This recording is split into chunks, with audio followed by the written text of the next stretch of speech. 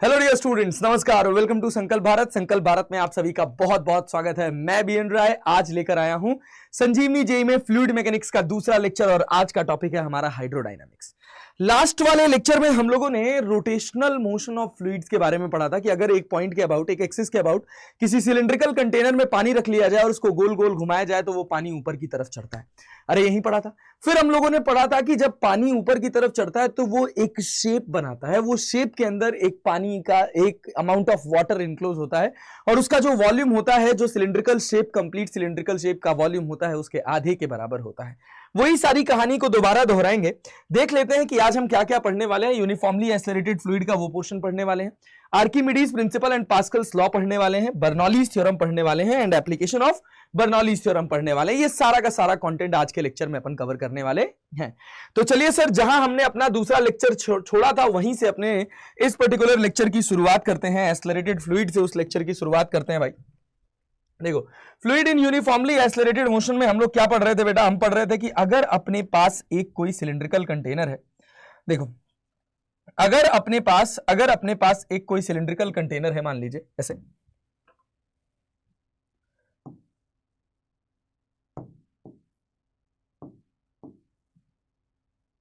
ये अपने पास एक सिलिंड्रिकल कंटेनर है। इस कंटेनर के अंदर पूरी तरह से पानी भरा हुआ है, ठीक है। या अभी उसको एक बार रिव्यू कर देते हैं, फिर उसके बाद आगे की तरफ बढ़ते हैं कि अगर एक कंटेनर है, इसमें पानी भरा हुआ है भाई, ये अपना कंटेनर है, इसमें पानी भरा हुआ है। ये कितनी हाइट तक पानी भरा हुआ है सर? h हाइट तक पानी भरा हुआ है, ठीक है। अगर मैं इसको इस एक्सिस के अबाउट गोल गोल घुमाना स्टार्ट कर दूं, ओमेगा से गोल गोल घुमाना स्टार्ट कर दूं, तो क्या होगा बेटा? क्या होगा? ये अपने पास जो सिलिंड्रिकल कंटेनर है, इस सिलिंड्रिकल कंटेनर का रेडियस अपने को दे रखा है यार, और अगर आप इसको स्पिन करने लग जाएंगे तो ये जो पानी है ये धीरे धीरे ऊपर चढ़ने लग जाएगा और आपको कुछ इस हिसाब से शेप मिलने लग जाएगा, ठीक है। इस हिसाब से पानी के अंदर शेप बनता हुआ दिखाई देगा। तो सबसे पहला सवाल उठ के आता है कि अगर इस वाले पॉइंट को मैं 0,0 मान लूं तो इस पूरी शेप पर, अगर इस पूरी शेप की सरफेस पर अगर कोई पॉइंट मान लिया जाए x, y, तो what is the relation between x and y? तो अपन डिराइव करके निकाले थे कि हमारी जो y की वैल्यू होती है ये बराबर होती है omega square x square by 2g के। ये पढ़ा था हम लोगों ने। अरे क्या क्लैरिटी है, ये बात याद है? ये कहानी हम लोगों ने पढ़ी थी सर। अच्छा, और क्या पढ़ा था? और पढ़ा था कि अगर मान लीजिए कि इस कंटेनर का रेडियस r है और इसमें जो पानी चढ़ रहा है वो कुछ स्मॉल h हाइट तक चढ़ रहा है। ये कंटेनर है जिस कंटेनर का रेडियस r है और इसमें पानी जो है वो h हाइट तक चढ़ रहा है। तो सर ये जो कंटेनर के अंदर आपके पास ये पानी बन रहा है, कौन सा वाला पानी? ये वाला पानी बस, ठीक है, ये वाला पानी बस। तो सर इस पानी का वॉल्यूम क्या होगा? तो वॉल्यूम ऑफ रोटेटिंग फ्लूइड, जो फ्लूइड गोल गोल घूम रहा है, इसका वॉल्यूम हम लोगों ने पढ़ा था कि ये होगा sir pi r square h by 2। ये हम लोगों ने पढ़ा था सर। इससे हम लोगों ने दो कंक्लूजन्स ये और ये निकाले थे। और फिर उसके बाद एक और बात पढ़ी थी कि अगर मान लीजिए कि ये जो कंटेनर है मेरा इनफाइनाइट लॉन्ग है, मतलब खूब लंबा है भाई साहब। ये देखो, ये वाला कंटेनर इधर, ये वाला कंटेनर इधर। तो भाई साहब अपने से सवाल पूछा गया कि कितने ओमेगा से इसको घुमाया जाए। ओहो हाँ, क्या सवाल था भाई?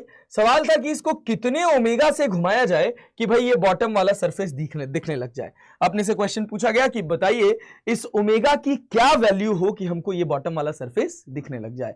तो सर जब अपने को ओमेगा निकालना था इस बॉटम सरफेस का, इस वाली जगह पर जब ये जो गोल गोल घूम रहा है पानी ऊपर चढ़ने लग जाएगा, ये जो पॉइंट है ये नीचे आने लग जाएगा, एक समय ये पॉइंट यहां आ जाएगा, तो ये पानी कितना ऊपर चढ़ जाएगा?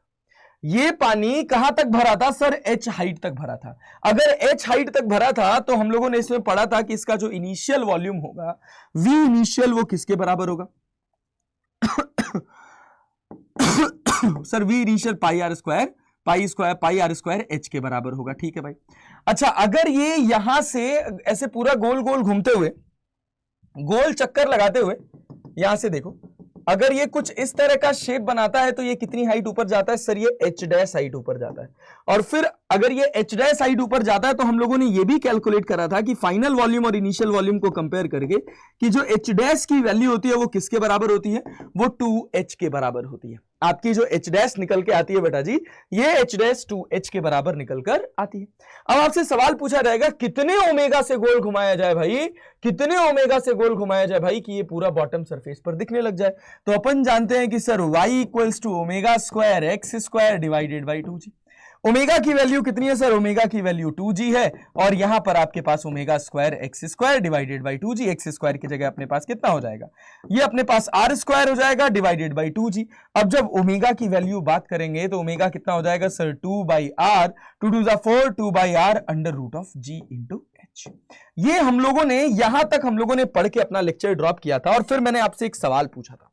क्या सवाल पूछा था कि वही सेम कंटेनर है, देखना बेटा बहुत ध्यान से सुनना, सेम वही कंटेनर है, ये आपके पास वही कंटेनर है जिसका हाइट कितना है सर, जिसका हाइट h है। बहुत ध्यान से देखिएगा, ये सेम वही कंटेनर है जिसका हाइट h है, लेकिन अब इसमें जो पानी भरा हुआ है ना बेटा, ये पानी पूरा यहां तक एकदम कंप्लीटली फिल्ड, मतलब एक बूंद पानी और इसमें आएगा तो ये बह जाएगा। अब आपसे कहा गया कि अगर अपन इसको ओमेगा से, इसके सेंटर वाले एक्सिस के अबाउट ओमेगा से अगर इसको गोल घुमा दे तो क्या होगा। अगर सेंटर वाली एक्सिस के अबाउट इसको ओमेगा से गोल घुमा दिया जाए, भाई देखो ना, ये देखो ना यार, ये रेडियस अपने पास कितना है सर, इसका रेडियस अपने पास r है। तो अगर मैं कह रहा हूं कि इसको मैं ओमेगा से गोल घुमा रहा हूं, ओमेगा से गोल घुमा रहा हूं, तो इसमें से कुछ पानी बाहर निकल जा रहा है, ठीक है। तो सवाल पूछा गया कि बताइए सर कितना पानी बाहर निकलेगा अगर अपन इसको ओमेगा से घुमा रहे हैं। तो amount of water that will leak to the atmosphere when it will rotate with omega, completely filled है।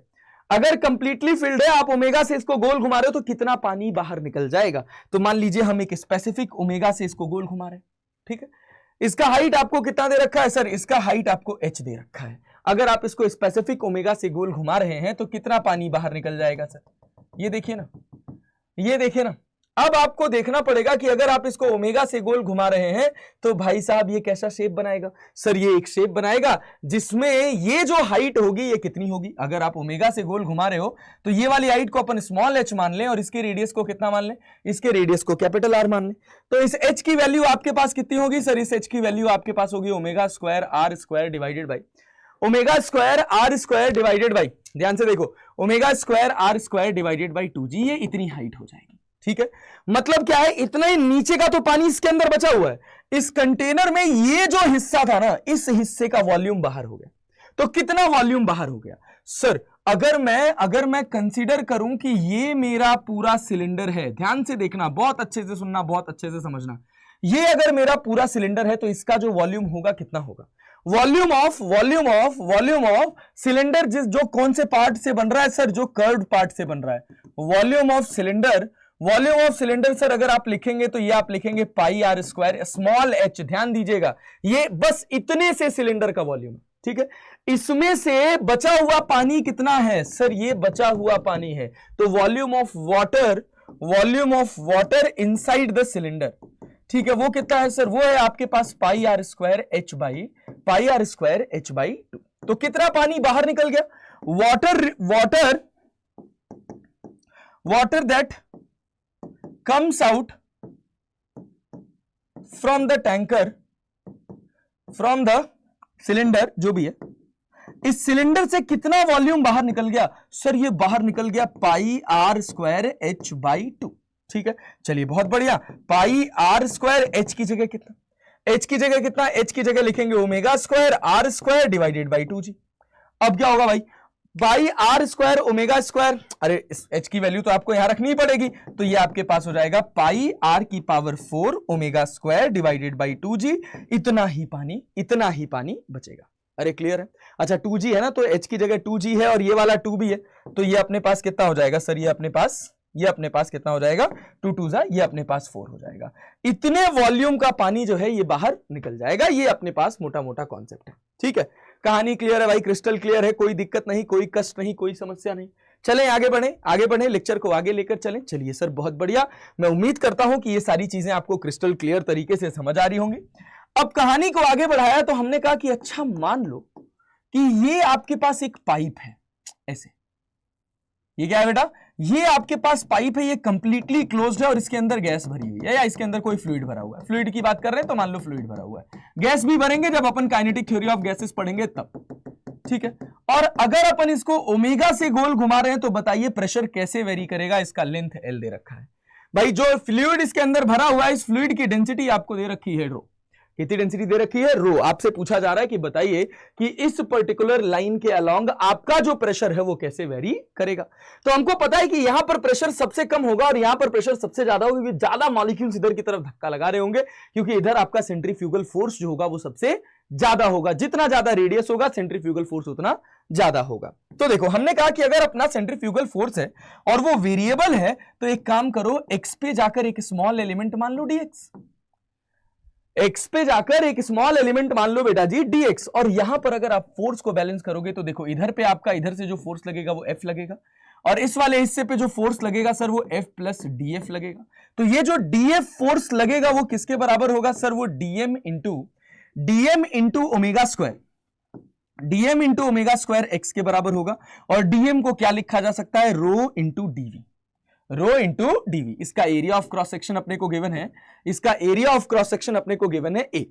तो भाई dm equal to rho into DV हो जाएगा। तो इस छोटे से हिस्से का जब वॉल्यूम लिखेंगे तो ये कितना हो जाएगा, a into D X that is omega square X, it is equal to df।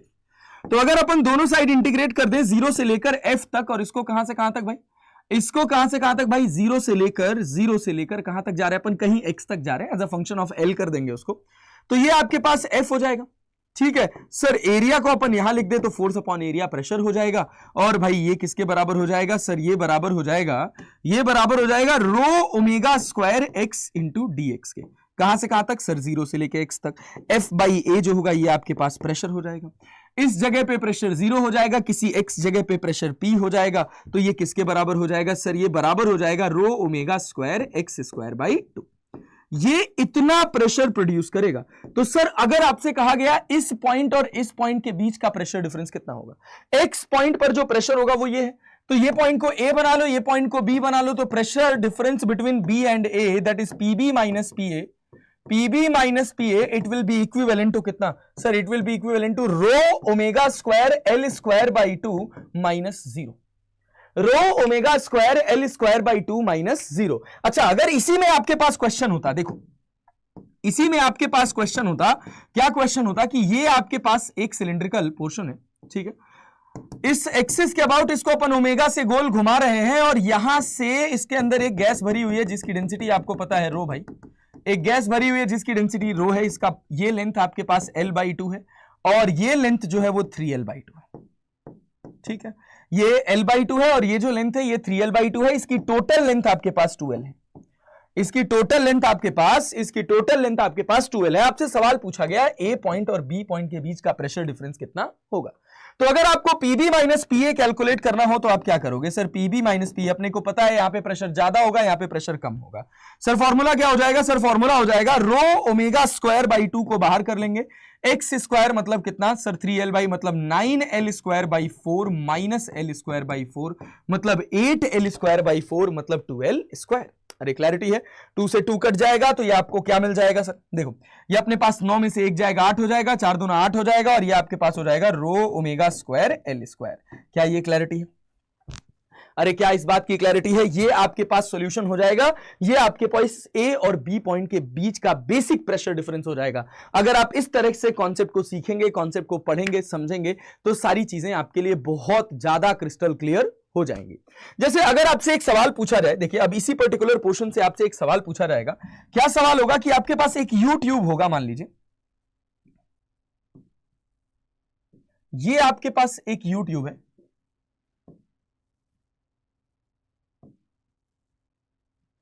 ठीक है भाई, इसके अंदर पानी भरा हुआ था, बहुत बेसिक सवाल से उठा रहे हैं, इसके अंदर पानी भरा हुआ था, बड़ी सी यूट्यूब है, मतलब ये इसको बहुत छोटा मत समझिएगा, बहुत दूर तक जा रही है। ठीक है, हमने कहा कि इस एक्सिस के अबाउट इसको हमने ओमेगा से गोल गोल घुमाना स्टार्ट किया। जब ओमेगा से गोल गोल घुमाना स्टार्ट करेंगे तो क्या होगा, जब आप इसको ओमेगा से गोल गोल घुमाना स्टार्ट करेंगे तो क्या होगा बेटा जी, तो इधर वाले हिस्से का पानी जो है ये ऊपर चढ़ेगा और इधर वाले हिस्से का जो पानी है वो नीचे आएगा। इधर वाले हिस्से का जो पानी है बेटा जी, ये वाला जो पानी है ये पानी नीचे की तरफ बहेगा। देखो देखना, ये वाला जो पानी है ये नीचे की तरफ चला जाएगा, इसको ऐसे जोड़ देते हैं, इसको ऐसे जोड़ देते हैं, यहां का पानी थोड़ा नीचे आ गया, इसका कलर चेंज कर देते हैं, जो कलर था वही रखते हैं। तो अब आपसे सवाल पूछा गया कि बताइए कितना हाइट का डिफरेंस होगा।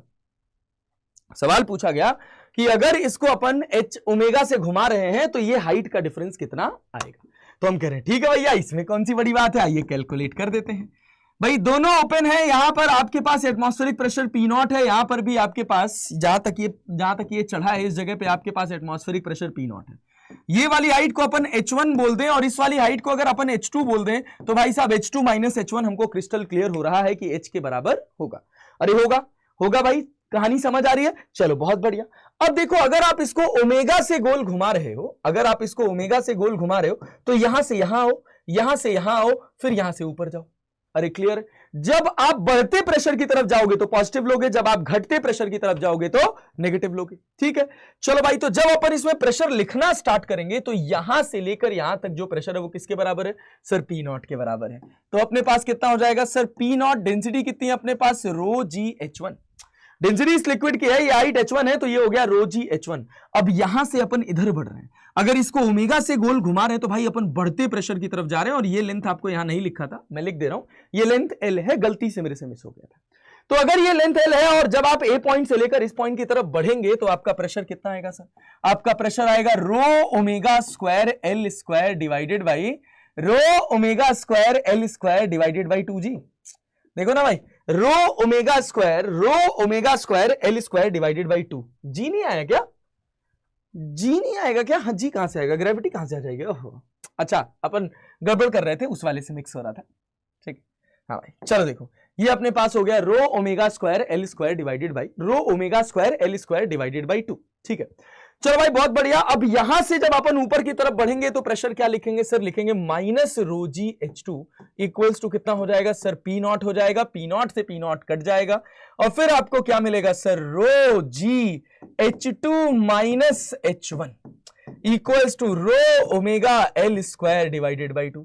रो से रो कट जाएगा सर, H2 माइनस H1 कितना निकल के आएगा सर? ये निकल के आएगा omega square L square divided by 2G। ओहो, कुछ तो देखा देखा लग रहा है, ये कुछ तो देखा देखा लग रहा है। अरे sir omega square L square by 2G, ये तो अपना जब फ्लूइड गोल गोल घूमता था उसमें आता था। मैं कह रहा हूं यहां भी वही कॉन्सेप्ट लगेगा बेटा। देख, ये पॉइंट ऑफ रोटेशन है ना, तो यहां से जो इसकी ट्रैजेक्टरी निकल कर आएगी वो ऐसे निकल कर आएगी भाई।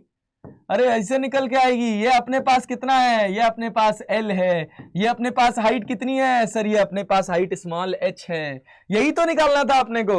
तो देखो ना, ये बेस है, ये h है, तो भाई शॉर्टकट। बाबा जी का ब्रह्म ज्ञान, बाबा जी का ब्रह्म ज्ञान, ब्रह्मा जी का ब्रह्म ज्ञान। ठीक है, तो ब्रह्म ज्ञान क्या है भैया? ब्रह्म ज्ञान बस इतना है, इस आज के ब्रह्म ज्ञान का बस बेसिक सा मतलब है अवेयरनेस। ठीक है बेटा, अगर आप अवेयर रहेंगे, आप जो पढ़े हैं उसको रिवाइंड किए रहेंगे और उसको अपने दिमाग के अंदर रिवाइज किए रहेंगे तो ऐसे कॉन्सेप्ट बनते जाएंगे और ऐसे शॉर्टकट आप खुद से बनाते जाएंगे। तो हमको दिख रहा है कि अगर ये गोल गोल घूम रहा है तो ऐसी स्थिति पैदा हो रही है। और अगर ऐसी स्थिति पैदा हो रही है, देखो ना, अगर ऐसी स्थिति पैदा हो रही है तो भाई साहब अपन क्या लिख सकते हैं सर? अपन तो डायरेक्टली लिख सकते थे H इक्वल्स टू फॉर्मूला क्या भाई? अरे भाई Y equals to omega square R square divided by 2G, तो फॉर्मूला ही था। तो ये अपने पास हो गया omega square L square divided by 2G। खत्म बात, एक लाइन में यार। इतना प्रेशर वेशर इक्वेट करके करने की जरूरत ही नहीं थी। बाल्टी में पानी घूम रहा था तो जहां पर यहां वाली जगह पे जब ये किसी L रेडियस पर या R रेडियस पर किसी H हाइट पर था तो भाई ऐसे ही तो ट्रेजेक्टरी बनेगी और इसी ट्रेजेक्टरी पे तो यहां कैलकुलेशन करना है। अरे बूझे कि नहीं बूझे? बात समझ आ रही है? चले कहानी को और आगे बढ़ाया जाए। हाँ, ये शॉर्ट ट्रिक है, हरदम नहीं लगेगी। कई बार ऐसा होगा कि आप इसको इतना तेज घुमा दोगे कि ये फ्लूइड यहां से खिसक के यहां चला जाएगा, तब जो सेंटर बनेगा वो कहीं नीचे बनने लग जाएगा और फिर आपको कंफ्यूजन हो जाएगा। बट अगर इस तरह का सिंपल साधारण सवाल मिलता है तो आप इस पर्टिकुलर मेथड से सॉल्व कर सकते हैं। ठीक है, चले आगे बढ़े। आ जाओ, तुम्हारे लिए एक और अच्छा सा शानदार सा कॉन्सेप्चुअल क्वेश्चन तैयार करके रखे हैं। क्वेश्चन क्या है बेटा? अब क्वेश्चन ये है ना कि तुम्हारे पास जो ट्यूब है, देखना, ये ट्यूब के 3 पैर हैं। पैर नंबर 1, ठीक है बेटा जी, पैर नंबर 1 देखो, ये है तुम्हारे पास पैर नंबर 2, ये है तुम्हारे पास पैर नंबर 2 और ये है बेटा जी तुम्हारे पास पैर नंबर 3। सब में पानी भरा हुआ है, देखना सब में लिक्विड भरा हुआ है, कितनी हाइट तक भरा हुआ है सर? सब में लिक्विड ना L हाइट तक भरा हुआ है, देखना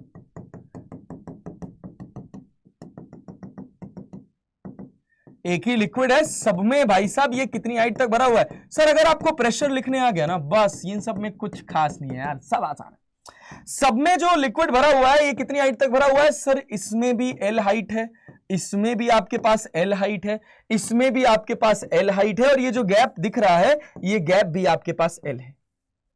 आपसे सवाल पूछा जाए कि कितने ओमेगा से मैं गोल घुमाऊं, देखना कितने ओमेगा से मैं इसको गोल घुमाऊं, क्लियर है? कितने ओमेगा से मैं इसको गोल घुमाऊं कि ये वाला पूरा मिडल वाला जो पानी है ये पूरा खाली हो जाए, ठीक है? मिडल ओमेगा निकालना है आपको, so that water in the middle tube, water in the middle tube become empty, कि मिडिल ट्यूब का जो पानी है वो पूरी तरह से खत्म हो जाए, बस यहां से जस्ट खत्म हो जाए, इसका आपको ओमेगा निकालना है। तो सर सिंपल सी बात है, अगर अपन इसको गोल घुमाएंगे तो क्या होगा? गोल घुमाएंगे अगर अपन तो इसमें से, ध्यान से देखना, इसमें से तो पानी खत्म हो जाएगा सर।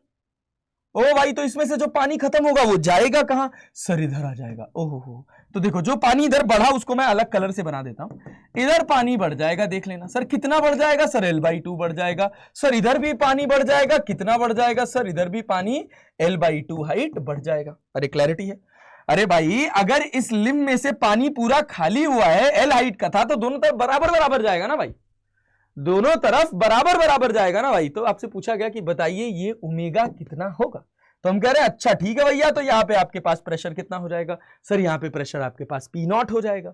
अगर आप इसको ओमेगा से गोल घुमा रहे हो तो यहां से लेकर यहां तक का प्रेशर जो है ये P0 के ही तो बराबर है। अरे क्लियर है? यहां से लेकर यहां तक चलो, प्रेशर डिफरेंस P0 के इक्वेट कर दो। तो चलो भाई अपन लिख दिए कितना P0, ठीक है। यहां से जब अपन इधर जाएंगे, ओमेगा से गोल घुमा रहे हैं, कितना हाइट जा रहे हैं? L हाइट जा रहे हैं, तो सर ये हो जाएगा आपके पास omega square L square divided by omega square rho omega square L square by g, नहीं रो ओमेगा क्या होता है भाई? ये होता है अपने पास rho omega square L square by 2, ठीक है।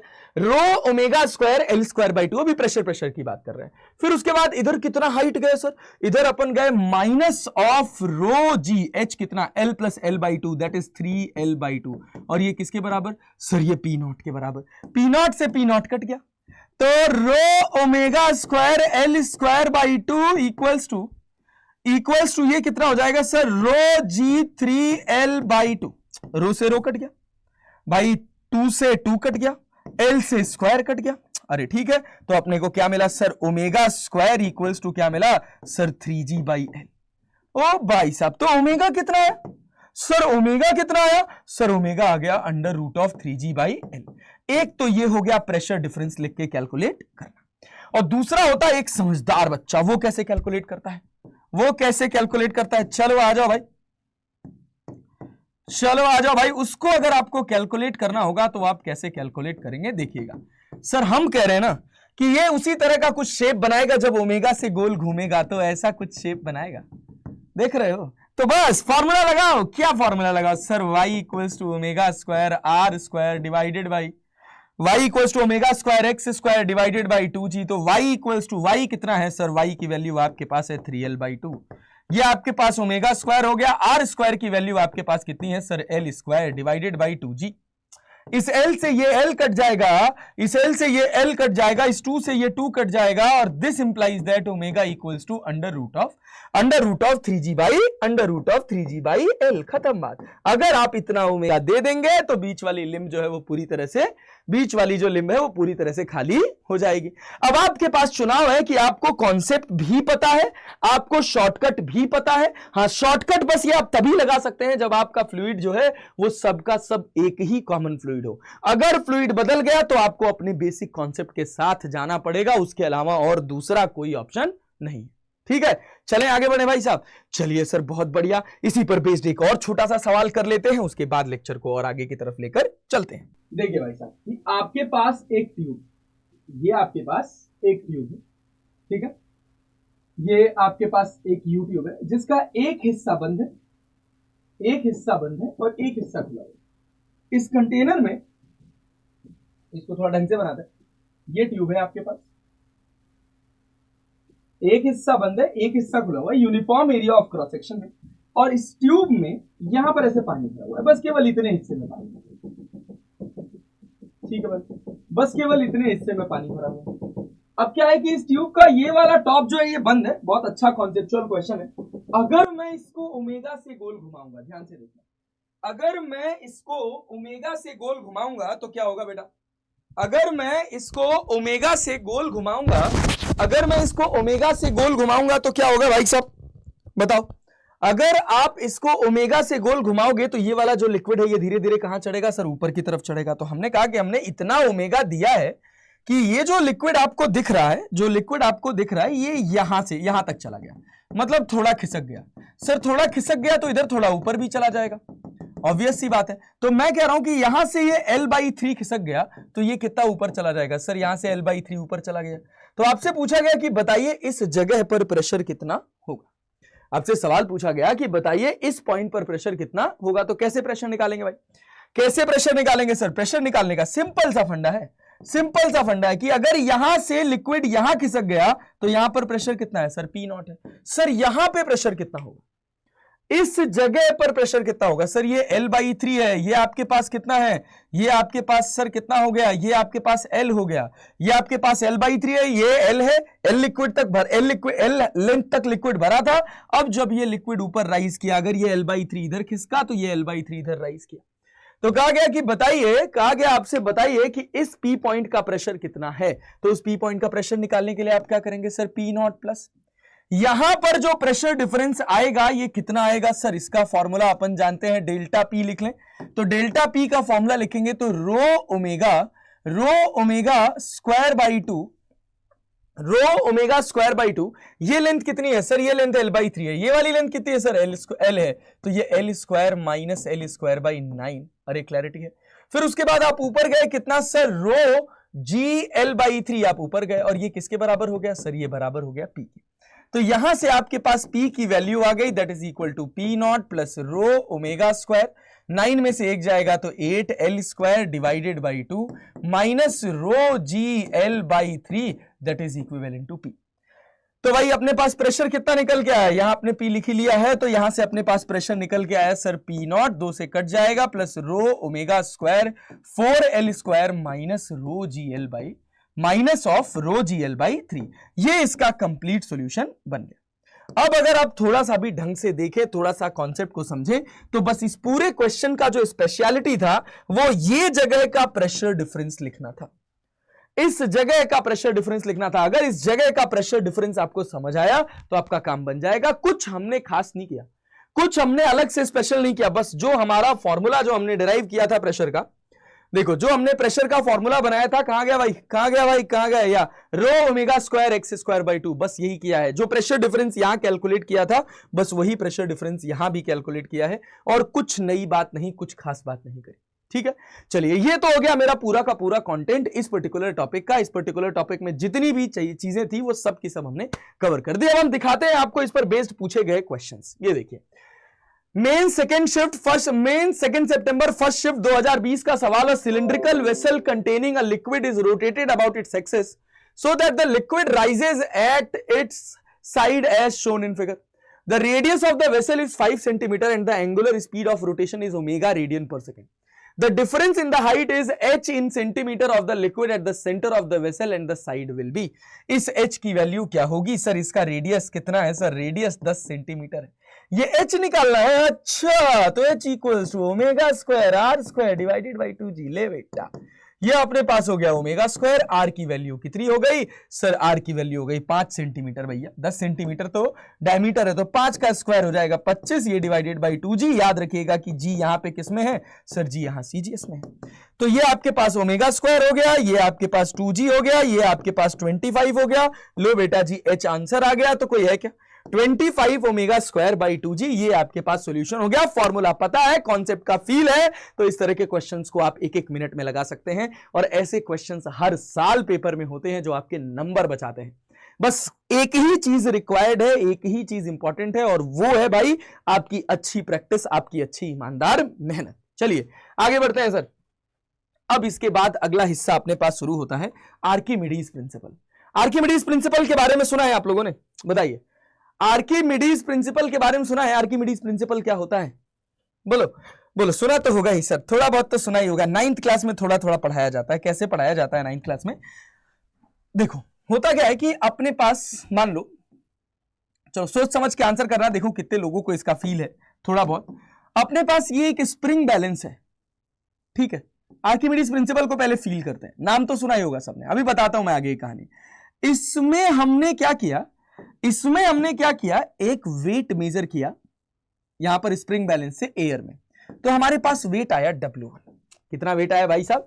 यहां पर हमने एक वेट मेजर किया तो हमको वेट मिला W1। उसके बाद हमने क्या किया, हमने कहा अच्छा भाई साहब ऐसा है भाई साहब, तो एक काम करो, यहां पे हमने रखी एक बड़ी सी वेइंग मशीन, ठीक है, या 2 वेइंग मशीन रख लेते, छोटी छोटी 2 वेइंग मशीन रख लेते हैं, या अच्छा रुको एक ही वेइंग मशीन यहां रखते हैं इसको, ठीक है। और भाई साहब इस वेइंग मशीन के ऊपर हमने रख दिया एक कंटेनर। इस वेइंग मशीन के ऊपर हमने रखा अपना एक कंटेनर। लो भाई ये रहा हमारा वो कंटेनर। देखना, बहुत ध्यान से देखना, सब कुछ एकदम बहुत प्रॉपर लेवल का फील आएगा, ठीक है। ये अपने पास है कंटेनर। अच्छा सर ये अपने पास कंटेनर है, ठीक है, चलिए। और इसके बगल में हमने एक और कंटेनर रखा हुआ, समझने की, फील करने की कोशिश करना। इसके बगल में हमने एक और कंटेनर रखा हुआ है। इस कंटेनर का फील होना बहुत ज्यादा ही जरूरी है। अगर इसका फील आ गया तो आपके पास काम बन जाएगा सर। सारी चीजें आपको बहुत अच्छे से समझ आएंगी, ये बात याद रखिएगा। आर्किमिडीज प्रिंसिपल बहुत अच्छा प्रिंसिपल था, बहुत अच्छी सोच थी, बहुत अच्छा थॉट प्रोसेस था, और बहुत अच्छे थॉट प्रोसेस से इसको बनाया गया था। हुआ क्या, हमने कहा कि इस वाले में एकदम फुल ऑन पानी भर दिया है, एकदम फुल ऑन पानी, ठीक है, एकदम रच रच के पूरा पानी के, अगर एक बूंद भी पानी डालेंगे तो ये पानी बाहर गिर जाएगा। और इस वाले वॉल को अपन बड़ा कर देते हैं, ये अपनी वॉल है, इस वाली वॉल को थोड़ा खींच के बड़ा कर देते हैं, ठीक है। अब हुआ क्या, इस पूरे सेटअप को हमने ना यहां पानी के अंदर डुबाना स्टार्ट किया। मतलब ये हमारा स्प्रिंग बैलेंस था, और ये हमारा जो था, ये हमारा वेट था। देखो ये हमारा वेट था। तो जैसे जैसे ये पानी में डूब रहा था, यहां पर इसने एक वेट मेजर किया था W1। जैसे जैसे हम इसको पानी में डुबा रहे थे, मान लो इसको अभी हमने इतना सबमर्ज कर दिया, तो बताओ यहां पर जो वेट होगा वो कितना मेजर किया इसने, W2। अब ये बताओ, सबसे पहला सवाल ये बताओ कि W1 W2 के बराबर होगा? दूसरा ऑप्शन क्या, W1 जो होगा वो बड़ा होगा W से। तीसरा ऑप्शन क्या, W1 छोटा होगा W से। और चौथा ऑप्शन आपके पास नन ऑफ दीज। बताइए कौन से ऑप्शन के साथ आप जाना चाहेंगे? बताओ बच्चा, कौन से ऑप्शन के साथ जाना चाहोगे? अगर इस ऑब्जेक्ट को पानी के अंदर डुबाया जाए, भाई, तो क्या होगा, ये जो वेट मेजर करेगा, ये वेइंग मशीन जो वेट मेजर करेगा, ये वेट इस W1 से ज्यादा होगा, इस W1 के बराबर होगा, इस W1 से कम होगा, ठीक है। तो सबको इतनी बात क्लियर हो जाती है, ये फील है कि हमारा जो W1 हो जाता है वो बड़ा रहता है, और W2 जो है वो हमारा कम हो जाता है। अरे ठीक है, कभी देखा होगा, अगर मग्गा उठा लो, मग्गे में पानी भर लो, टब में रख लो, ठीक है, जब तक मग्गा पानी के अंदर है तब तक उसको निकालना आसान होगा, जैसे वो बाहर निकलेगा उसका वेट बढ़ जाता है। अरे क्लियर है? तो यहां पर वेट था W1 और यहां पर वेट था W2, और यहां पर भाई साहब ना हमने एक वेइंग मशीन लगा रखी थी। ओ भाई, यहां पर हमने एक वेइंग मशीन लगा रखी थी। तो हमने देखा ये कि जब ये पानी इसके अंदर, जब इसको अपन इसके अंदर डुबा रहे थे ना, तो यहां से पानी बहकर इस कंटेनर के अंदर आ रहा था, ये पानी बह के। और भाई साहब अगर हमने कहा कि हमने यहां पर रीडिंग मेजर की W1 एयर में, पानी के अंदर इस स्प्रिंग बैलेंस से रीडिंग मेजर करी W2, बता सकते हो reading of weighing machine, reading of weighing machine, बोलो क्या होगा, क्या होना चाहिए रीडिंग ऑफ वेइंग मशीन? तो जब इसने आर्किमिडीज ने एक्सपेरिमेंट परफॉर्म किया ना, वो एकदम अचंभित रह गया। उसने क्या देखा कि भैया यहां पर वेट जो है, यहां पर वेट इसका आ रहा है 10 kg। भाई साहब पानी के अंदर इसका वेट हो गया 8 kg, और जो 2 kg का लॉस हुआ ना, वो इस वेइंग मशीन पे मेजर हो रहा था। वेइंग मशीन पे जो वेट मेजर हो रहा था वो हो रहा था 2 kg। भाई साहब मतलब weight of weighing machine is W1 minus W2। तो वेइंग मशीन पे किसका वेट है सर? इस पानी का वेट है जिसको किसने डिस्प्लेस किया है? जिसको किसने डिस्प्लेस किया है सर? जिसको इस बॉडी ने डिस्प्लेस किया है। तो हमने एक आर्किमिडीज का प्रिंसिपल बनाया और हमने क्या कहा? हमने एक आर्किमिडीज का प्रिंसिपल बनाया, आर्किमिडीज ने बनाया, हम क्या ही बनाएंगे, ठीक है। हमने याद किया बस कि आर्किमिडीज प्रिंसिपल क्या है और उसको समझा। ये इस आर्किमिडीज प्रिंसिपल का पूरा फील है कि बाहर हवा में वेट 10 केजी था, पानी के अंदर जो वेट हो गया वो 8 केजीएफ हो गया। भाई साहब जो 2 केजीएफ का लॉस हुआ वो कहां मिल गया सर? वो वेइंग मशीन पे मिल गया। अरे बात समझ आ रही है क्या? अरे मेरी कहानी समझ आ रही है क्या? तो इसमें क्या लिखा गया? अच्छा, जैसे तुम इस कंटेनर को यहां, जैसे इस कंटेनर में से इस ऑब्जेक्ट को बाहर निकालोगे, फिर से इसका वेट कितना हो जाएगा? 10 केजी। सर तो क्या ये पानी यहां आ जाएगा? अरे गधा, पानी यहां नहीं आ जाएगा, इसका वाटर लेवल नीचे चला जाएगा। अरे यहां पानी यहां कैसे जाएगा? पगले हो क्या? कुछ भी सोच लेते हो यार।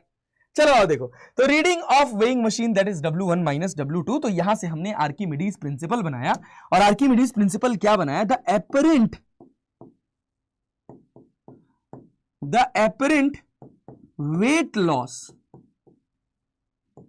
the apparent weight loss in a body when it is in a body when it is partially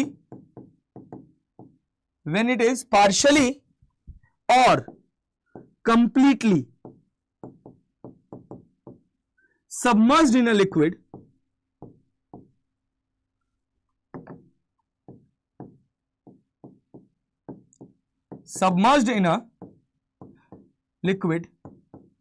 when it is partially or completely submerged in a liquid is equal to weight of water displaced, is equal to weight of water displaced।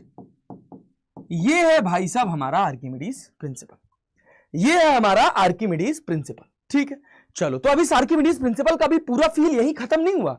अभी हुआ क्या कि जितना पानी displace हुआ, ध्यान से देखना, जितना पानी इसने डिस्प्लेस किया, इस पानी ने इसके ऊपर की तरफ वेट लगाया। मतलब अगर मैं बात करूं कि इसका नीचे की तरफ जो फोर्स लग रहा था, भाई ग्राउंड में जो फोर्स लगना चाहिए वो कितना लगना चाहिए? 10 केजी है तो 100 न्यूटन लगना चाहिए। तो सर ये ऊपर की तरफ फोर्स लगा रहा है, ये पानी इस ऑब्जेक्ट के ऊपर की तरफ फोर्स लगा रहा है। सर कितना फोर्स लगा रहा है? ये FB बॉयंट फोर्स के नाम से जाना जाता है, अपथ्रस्ट के नाम से जाना जाता है। और ये लगा रहा है आपके पास भाई साहब 20 न्यूटन। तभी यहां पे वेट कितना मेजर हो रहा है सर? 8 केजी, मतलब 80 न्यूटन। अरे कहानी क्लियर हो रही है? तो ये जो 20 न्यूटन आपको दिख रहा है ये क्या है सर? ये अपथ्रस्ट है। जो कहां मेजर हो रहा है सर? जो वेइंग मशीन पे मेजर हो रहा है। अरे 20 केजीज का वेट मेजर हो रहा था ना, मतलब 20 न्यूटन का लोड यहां मेजर हो रहा है। अरे क्लैरिटी है? तो जो लोड यहां मेजर हो रहा है, जो वेट यहां मेजर हो रहा है, इतना ही फोर्स ये लिक्विड जो है इस पर्टिकुलर ऑब्जेक्ट पर ऊपर की तरफ लगा रहा है। तभी इसका नेट वेट 80 न्यूटन आ रहा है, या नेट मास 8 केजी अपने को देखने को मिल रहा है। अरे क्लैरिटी है? क्या यहां तक बात समझ आ रही है? ये है पूरा crystal clear feel of Archimedes, ठीक है। अब हम बात करने वाले हैं आर्किमिडीज प्रिंसिपल में बॉयंट फोर्स की। बॉयंट फोर्स का अलग से कोई स्लाइड बनाया है क्या मैंने? Concept of floating and buoyant force. तो सबसे पहले अपन बात करेंगे किसका? सबसे पहले बात करेंगे BUOYANT, बॉयंट फोर्स। सबसे पहले अपन बात करेंगे बेटा जी बॉयंट फोर्स के बारे में। बॉयंट फोर्स बहुत इंपॉर्टेंट हिस्सा है। अगर आपको इसका फील आ गया, पूरा आर्किमिडीज प्रिंसिपल यही खत्म हो जाएगा। और फील तो आएगा ही आएगा, हम पढ़ाएं और फील ना आए ऐसा हो नहीं सकता। बस आपको अवेयर रहना पड़ेगा सर। देखिए, चलिए समझते हैं कहानी को। अब फिर से अपन कंटेनर बनाते हैं। चलो भाई, ये हो गया हमारा कंटेनर, ठीक है भाई। कंटेनर बना दिया, इस कंटेनर के अंदर हम लोगों ने पानी भर दिया ऐसे। इस कंटेनर के अंदर हम लोगों ने पानी भर दिया भाई। तो हुआ क्या? अब जब इस कंटेनर के अंदर हम किसी ऑब्जेक्ट को डुबाते हैं, बहुत अच्छे से फील करिएगा। अगर इस कंटेनर के अंदर मान लीजिए कि हमने एक ऑब्जेक्ट डुबा दिया, वो कुछ ऐसे डुबाया, वो ये ऑब्जेक्ट है जो इस कंटेनर के अंदर डूबा हुआ है। इसको थोड़ा थिक कर देते हैं। कौन से कलर का रखे? ग्रीन कलर का रख देते हैं, विजिबिलिटी अच्छी आएगी। ठीक, चलो भाई, ये अपने पास, ओहो थोड़ा और बड़ा कर दें क्या? हाँ चलो ठीक। चलो भाई हो गया। ये आपके पास एक ऑब्जेक्ट हो गया जिसको हमने इस पानी के अंदर डुबाया। बहुत ध्यान से सुनिएगा, बहुत ध्यान से समझिएगा, मजा आ जाएगा सर। तो होगा क्या कि इसका जो वेट यहां पर था, ध्यान से देखना, इस पर्टिकुलर हिस्से का जो वेट हवा में था, क्या वही वेट पानी में रहेगा या उससे कम हो जाएगा? तो इस बात की अपने को क्लैरिटी है कि वेट अपना कम हो जाएगा। सर सवाल पूछा गया कितना कम हो जाएगा, तो उसके लिए हमको समझना पड़ेगा क्या सर, कि इसने अपना खुद का वेट नीचे लगाया कितना? सर इसने लगाया mg, ठीक है। और इसने जो पानी डिस्प्लेस किया, अगर ये कंप्लीटली इसके अंदर डूब गया है तो समझो इसने जो पानी डिस्प्लेस किया, उस पानी का जितना वेट था उतना अपथ्रस्ट लगा इस बॉडी के ऊपर, जिसको अपन बॉयंट फोर्स बोलते हैं। जिसको अपन क्या बोलते हैं सर? बॉयंट फोर्स बोलते हैं। ये किसकी वजह से आ रहा है? बॉयंट फोर्स किसकी वजह से आ रहा है सर? बॉयंट फोर्स आ रहा है, cause of buoyant force. Cause क्या है सर? कॉज की बात करें तो वेट ऑफ वाटर डिस्प्लेस्ड। अरे क्लैरिटी है, कॉज इसका क्या है सर? Displaced water. कॉज क्या है बॉयंट फोर्स का सर? कॉज क्या है सर? ये है डिस्प्लेस्ड वाटर। अच्छा, दूसरी इंपॉर्टेंट बात कि ये तो कारण हो गया, दूसरी इंपॉर्टेंट बात कि ये लगेगा किधर? ये लगेगा किधर बेटा जी? डायरेक्शन क्या होगा इसका? दूसरी इंपॉर्टेंट बात अपने पास क्या आ गई कि sir what will be the direction? तो डायरेक्शन कैसा होगा sir? Direction will be upward. Direction कैसा होगा सर? डायरेक्शन होगा इसका अपवर्ड। डायरेक्शन हमेशा बॉयंट फोर्स का कैसा होगा सर? डायरेक्शन बॉयंट फोर्स का हमेशा अपवर्ड रहेगा। चलिए बहुत अच्छी बात है। इसके बाद अगली कहानी पर आ जाएं कि ये भाई साहब कितना इसका मैग्नीट्यूड होगा। अगर मैग्नीट्यूड की बात करी जाए तो अभी अपन पढ़ के आए हैं कि इसका जो मैग्नीट्यूड होता है ये बराबर होता है किसके सर? ये बराबर होता है वेट ऑफ वाटर डिस्प्लेस्ड के।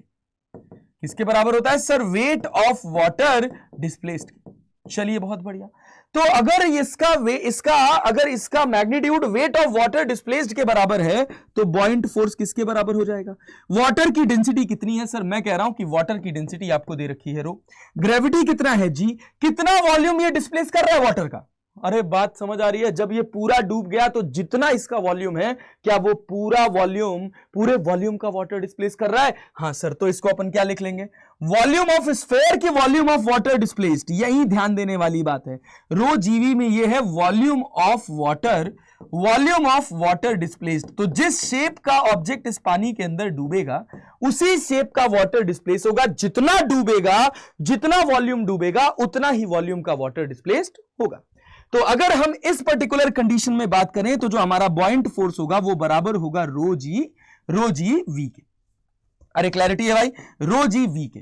तो यहां पर लग रहा है mg और यहां पर लग रहा है कितना? यहां पे लग रहा है सर रो जी वी। ये अपना बॉयंट फोर्स हो गया। अगर हम कह रहे हैं कि ये भाई साहब की जो डेंसिटी दे रखी है, इन भाई साहब की जो डेंसिटी दे रखी है, ये डेंसिटी है सिग्मा। तो मास की जगह अपन क्या लिख सकते हैं? मास की जगह लिख सकते हैं सर डेंसिटी इंटू वॉल्यूम। तो ये आपके पास हो गया सिग्मा जीवी। क्या हो गया बच्चा? ये हो गया आपके पास सिग्मा जीवी। अब यहां पर जब हम पहुंचे तो हमने कुछ कंक्लूजन्स निकाले। क्या कंक्लूजन्स निकाले? कि अगर मेरा ये वेट ज्यादा है, अगर मेरा mg ज्यादा है तो ये पानी में डूबने लग जाएगा। और अगर मेरा mg ये जो सिग्मा जीवी है ये कम है किससे? रो जीवी से। तो ये कहां भागेगा? ऊपर भागेगा। और अगर दोनों बराबर है तो ये जस्ट किसी पर्टिकुलर स्पेसिफिक पोजीशन पर फ्लोट करेगा। अरे क्लैरिटी है? तो इससे क्या देखा गया? जी और वी तो दोनों एक्सप्रेशन में सेम है। बात आती है डेंसिटी की। तो अगर कंडीशन क्या है? कंडीशन नंबर वन जो है वो है आपके पास भाई कि अगर मेरा सिग्मा जो है वो बड़ा है किससे? अगर मेरा सिग्मा बड़ा है रो से। अगर मेरा सिग्मा बड़ा है रो से तो ऑब्जेक्ट पानी में डूब जाएगा। ऑब्जेक्ट पानी में डूब जाएगा। ठीक है भैया, बहुत बढ़िया। अगर मेरा सिग्मा छोटा है रो से, इसमें क्या हो रहा है कि वेट ऑफ बॉडी जो है वो बड़ी हो जा रही है किससे? वेट ऑफ बॉडी किससे बड़ी हो जा रही है? बॉयंट फोर्स से। अगर यहां पर ऐसा है तो वेट ऑफ बॉडी कम हो जाएगी किससे? बॉयंट फोर्स से। तो जो हमारी बॉडी है it will float.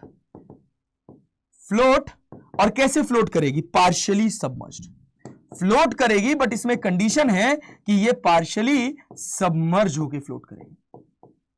It will float partially submerged. कुछ हिस्सा पानी के अंदर होगा और कुछ हिस्सा पानी के अंदर होगा, बाहर होगा। लेकिन अगर इसी में क्या हो जाए? अगर हमारा सिग्मा और रो दोनों बराबर हो जाए तो body will float float inside, just inside the liquid, ऐसा लिखा जाता है, ऐसा लिखा जाता है, just float just inside the liquid.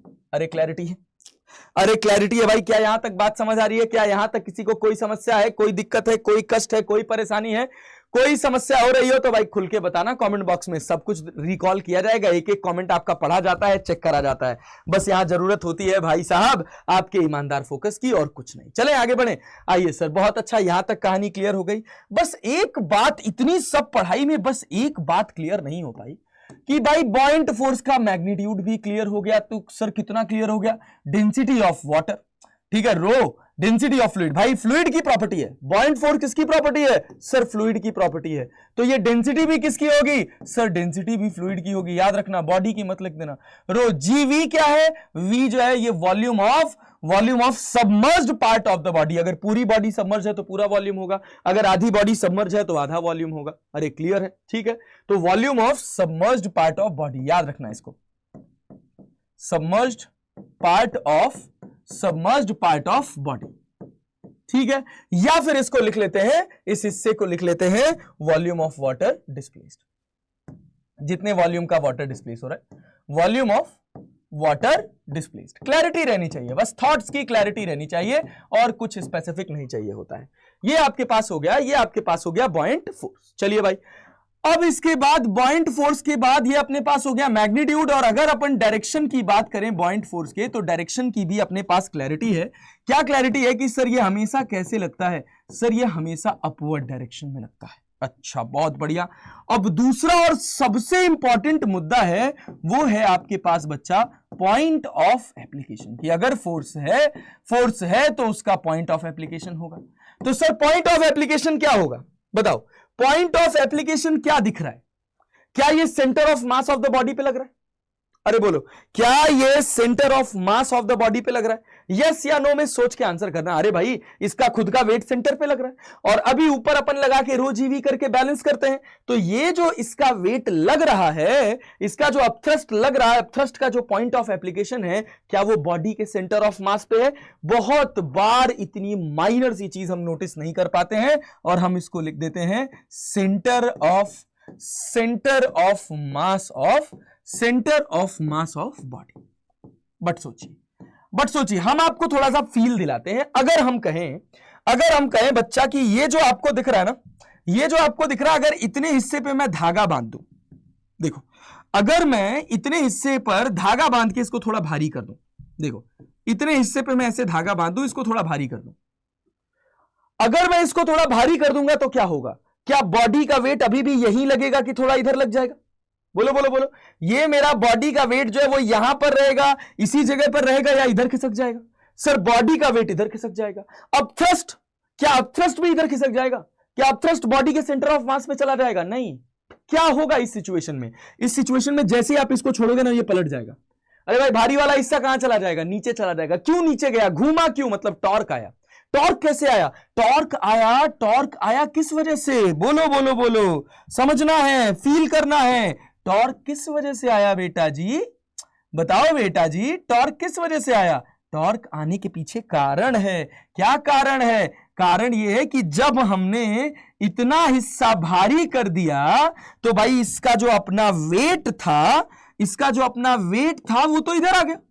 अरे यार, सेंटर ऑफ मास इधर शिफ्ट हो जाएगा, M' इधर आ गया। लेकिन भाई जो अपथ्रस्ट लग रहा था, वो अपथ्रस्ट इधर ही लग रहा था। देख रहे हो, अपथ्रस्ट तुम्हारा यहीं लग रहा था, बॉइंट फोर्स तुम्हारा यहीं लग रहा था।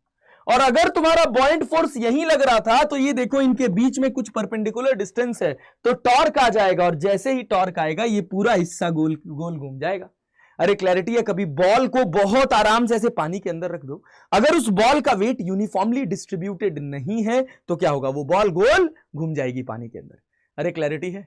अरे क्लैरिटी है? तो कहां लगा अपथ्रस्ट? कहां लगा अपथ्रस्ट? क्या बॉडी के सेंटर ऑफ मास पे लगा? नहीं, अपथ्रस्ट ने अपनी पोजीशन नहीं चेंज करी। अपथ्रस्ट ने अगर अपनी पोजीशन नहीं चेंज करी, तो इसको फील करो कि देखो, ये तुम्हारे पास कंटेनर था।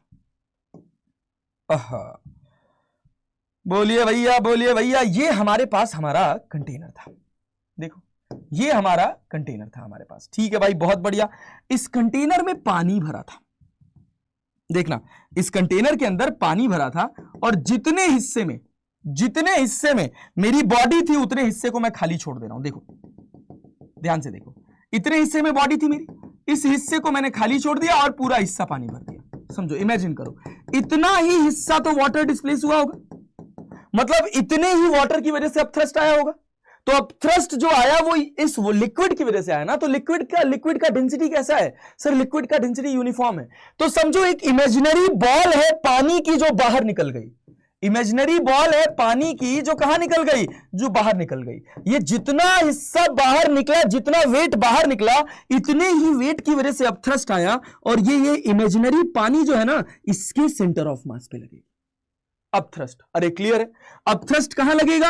अब थ्रस्ट कहां लगेगा सर? बॉइंट फोर्स कहां लगेगा सर? क्या बॉइंट फोर्स बॉडी के सेंटर ऑफ मास पे लगेगा? नहीं सर, जिस शेप का वो वाटर डिस्प्लेस करेगा उस शेप के सेंटर ऑफ मास पर लगेगा। अरे क्लैरिटी है? अरे क्लैरिटी है? पॉइंट ऑफ एप्लीकेशन क्या होगा? Centre of mass of body नहीं, centre of mass of shape of water, centre of mass of shape of water displaced. अरे क्या इस बात का फील है? क्या इस बात का फील है? कहां लगेगा सर? लगेगा centre of mass of shape of water displaced. जिस शेप का वाटर डिस्प्लेस होगा उस शेप के वाटर के सेंटर ऑफ मास पर आपका पॉइंट ऑफ एप्लीकेशन होगा। किसका? बॉइंट फोर्स का। तो क्या बॉइंट फोर्स की पूरी क्रिस्टल क्लियर क्लैरिटी है?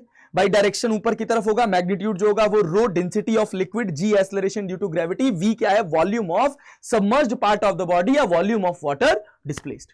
ठीक है, चलिए बहुत बढ़िया। और पॉइंट ऑफ एप्लीकेशन क्या है सर? पॉइंट ऑफ एप्लीकेशन है centre of mass of the shape of water displaced. और हम लोगों ने इसमें क्या सीखा? और मोटा मोटा हिसाब हमने सीखा कि अगर कोई बॉडी है उसकी डेंसिटी जो है वो ज्यादा है किससे? जिस फ्लूइड में उसको डुबाया जा रहा है, तो वो बॉडी जो है वो फ्लूइड के अंदर डूब जाती है। और अगर बराबर है तो जस्ट डूब के फ्लोट करती है, और अगर कम है तो भाई साहब वो बॉडी उस पानी के अंदर पार्शियली सबमर्ज्ड होकर फ्लोट करती है। ठीक है, और ये सब कॉन्सेप्ट हम कैसे निकालते हैं? ये सब कॉन्सेप्ट हम निकालते हैं अपने फोर्सेस को बैलेंस करके, बॉडी के वेट को और अब थ्रस्ट को बैलेंस करके। That's it, nothing more nothing less, यही काम करना होता है। चले आगे बढ़े। चलिए सर आगे बढ़ते हैं कहानी में थोड़ा और चीजें डिस्कस करते हैं। क्या डिस्कस करते हैं भाई साहब? अगर मान लीजिए हमने आपके सामने एक क्वेश्चन रखा, क्या क्वेश्चन रखा? ये IIT JEE का सवाल है, शायद 2008 या 2006 में पूछा गया था। ऐसे ही कुछ था कि एक कंटेनर है, ये आपके पास एक कंटेनर है, इस कंटेनर में पानी भरा हुआ है ऐसे। ठीक है, इस कंटेनर के अंदर पानी भरा हुआ है और क्या है भाई कि इस कंटेनर में एक लकड़ी है जो फ्लोट कर रही है, ये वुडन प्लैंक है। ये क्या? ये आपके पास क्या है सर? ये वाटर है। बेसिक जनरल अवेयरनेस का क्वेश्चन है। और ये आपके पास क्या है सर? ये आपके पास वुडन प्लैंक है, और इस वुडन प्लैंक के ऊपर एक हैवी कॉइन रखा हुआ है। इस वुडन प्लैंक के ऊपर एक हैवी कॉइन रखा हुआ है जो इस वुडन प्लैंक के ऊपर फ्लोट कर रहा है। ठीक है, हम कह रहे हैं इस समय जो पानी की हाइट है वो h1 है और भाई h है, और ये जो हिस्सा इसके अंदर डूबा हुआ है ये l है। अरे क्लैरिटी है? अरे क्लैरिटी है? सवाल पूछा गया कि अगर मैं इस सिक्के को यहां से ऐसे पुश कर दूं और ये पानी के अंदर गिर जाए। क्वेश्चन है कि if the coin falls into the water, if the coin falls into the water, comment on H and L। ठीक है, A, H बढ़ेगा L घटेगा, B, H घटेगा L बढ़ेगा, C, H घटेगा L घटेगा, D, H बढ़ेगा L बढ़ेगा। बोलो कौन सा आंसर सही होगा? कौन सा आंसर सही होगा? सोच समझ के बहुत फोकस के साथ आंसर करना। ऐसे हवा में आंसर मत करना, ये तुम्हारे पास सवाल है, if the coin falls into the water comment on the H and L। जैसे ये कॉइन को अगर मैं यहां से गिरा दूंगा क्या होगा? प्लैंक ऊपर की तरफ उछलेगा। अरे भाई क्यों? क्योंकि अभी जो है इस कॉइन का वेट जो है वो वाटर डिस्प्लेस कर रहा है। अरे क्लैरिटी है? जैसे ही ये कॉइन यहां से गिरेगा, अरे भाई ऑब्वियस सी बात है, हैवी कॉइन कहा जा रहा है, तो इसका बेसिक सा मतलब ये है कि जब ये यहां से इसमें गिरेगा तो ये कॉइन पानी के अंदर डूब जाएगा। और अगर पानी के अंदर डूब गया तो कौन वाटर डिस्प्लेस कर रहा है? कॉइन का वेट वाटर डिस्प्लेस कर रहा है कि कॉइन का वॉल्यूम वाटर डिस्प्लेस कर रहा है? अरे क्लियर है, ये बात तो क्लियर है कि जैसे ही यहां से गिरेगा तुरंत ये प्लैंक ऊपर चला जाएगा, ये एल लेंथ कम हो जाएगा, मतलब एल तो घटेगा, ये तो सबको दिख रहा है। ये एच पे क्या फर्क पड़ेगा? ये एच पे क्या फर्क पड़ेगा? अगर ये सिक्का इस पानी के अंदर गिरेगा तो ये एच पे क्या फर्क पड़ेगा?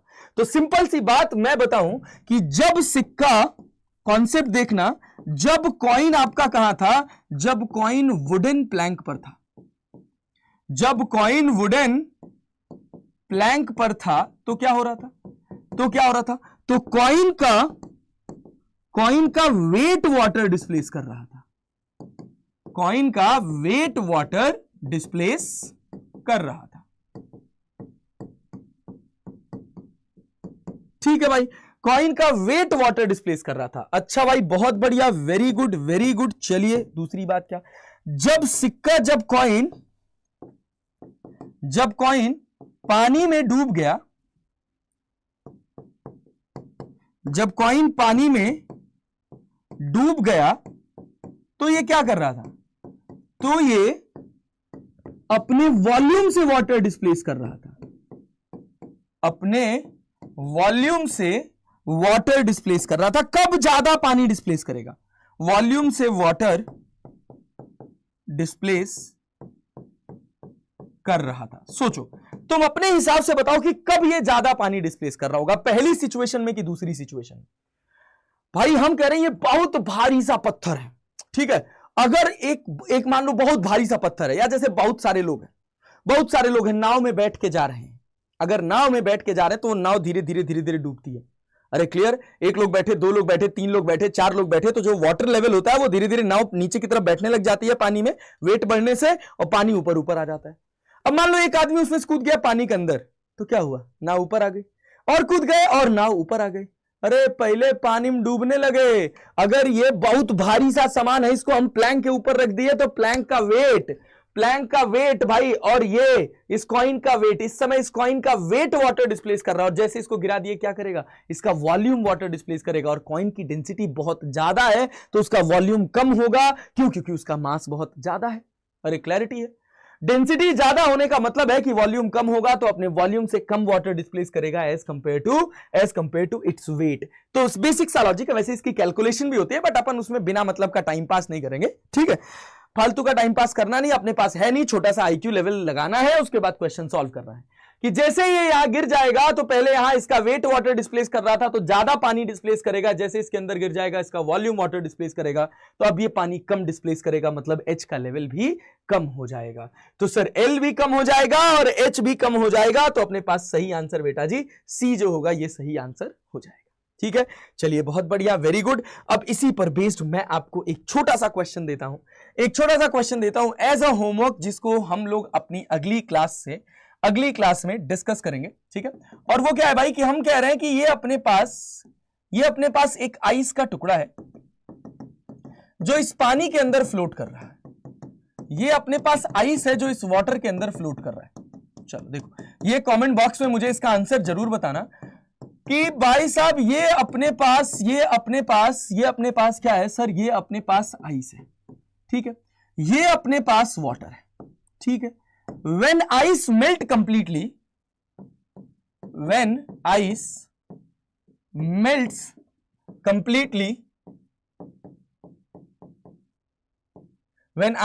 completely water level, सोच के बताना। इस क्वेश्चन का आंसर करेंगे तो भाई मैं बहुत सारे क्वेश्चंस का आंसर आपको अगली वाली क्लास में बताऊंगा। वाटर लेवल ए बढ़ेगा, बी घटेगा, ए बढ़ेगा, बी घटेगा, सी रिमेन सेम, जो है वही रहेगा, डी जो है सर नहीं पता, none of these, no comment, none of these, जो भी कह सकते हो। ये आपके पास मैं एक हिस्सा दे रहा हूं जिसको मैं आर्किमिडीज को अगली वाली क्लास में डिस्कस भी करूंगा, इसके बारे में भी और बात करेंगे अभी आर्किमिडीज के बारे में। तो भाई ऐसे पढ़ते रहना है, देखते रहना है, जहां कोई दिक्कत रह जाए, जहां कोई परेशानी आ जाए उसको खुलकर पूछ लेना है। बट इस पोर्शन का आप जवाब मुझे कमेंट बॉक्स में बताएंगे और फिर मैं आपको अगली वाली क्लास में इसके बारे में अच्छी खासी डिटेल में चीजें बताऊंगा। पहले अपना दिमाग आपको लगाना है। अब चलिए सर कुछ आते हैं आर्किमिडीज के बेसिक न्यूमेरिकल्स पर। बेसिक न्यूमेरिकल क्या है आर्किमिडीज का? मान लीजिए हम आपसे एक क्वेश्चन कहें, क्या कहें बेटा कि आपके पास एक कंटेनर है, देखिएगा ये आपके पास एक कंटेनर है, ठीक है, चलो भाई ये आपके पास एक कंटेनर है, इस कंटेनर के अंदर क्या है भाई? इस कंटेनर के अंदर पानी भरा हुआ है। अच्छा सर, बहुत अच्छा सर, वेरी गुड, कोई दिक्कत वाली बात नहीं। इस कंटेनर के अंदर जो पानी भरा हुआ है इसकी डेंसिटी है आपके पास 2 रो, ठीक है। और हमने क्या किया है, एक सिलेंडर लिया है, वो रहा हमारा सिलेंडर, ये इसको हमने इस पानी के अंदर डुबा दिया है। इस सिलेंडर की डेंसिटी अपने को पता है, रो। और भाई साहब कहा गया कि बताइए कितना हिस्सा इसका पानी के अंदर होगा अगर इसकी पूरी लेंथ L है। तो सवाल पूछा गया कि कितना हिस्सा इसका पानी के अंदर होगा अगर इस समय ये पानी के अंदर है। तो भाई ऑब्वियस सी बात है, ये क्लैरिटी है कि भाई जो ऑब्जेक्ट पानी के अंदर डूबा है, इस ऑब्जेक्ट की डेंसिटी पानी की डेंसिटी से कम है, तो ये फ्लोट करेगा। और अगर फ्लोट करेगा तो आपको इस एक्स की वैल्यू निकालनी है कि इस एक्स की वैल्यू क्या होगी।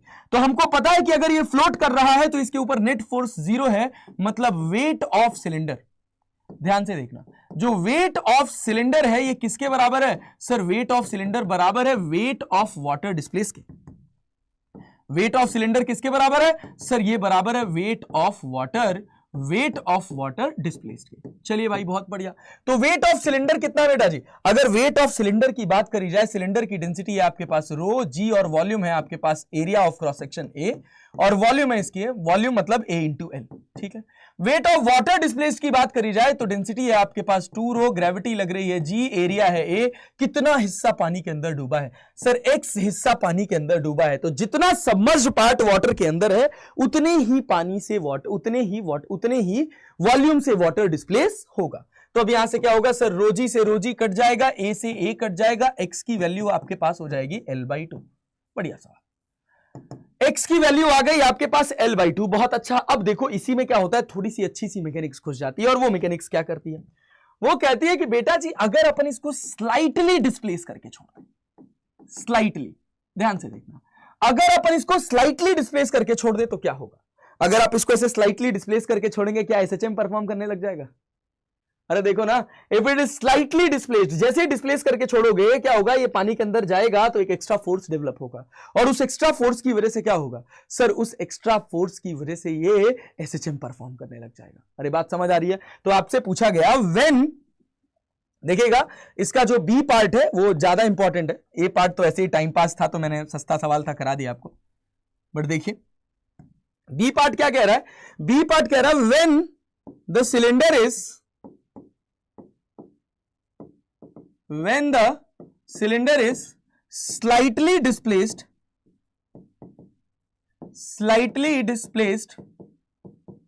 along its length, अपने लेंथ के along its length, it performs SHM,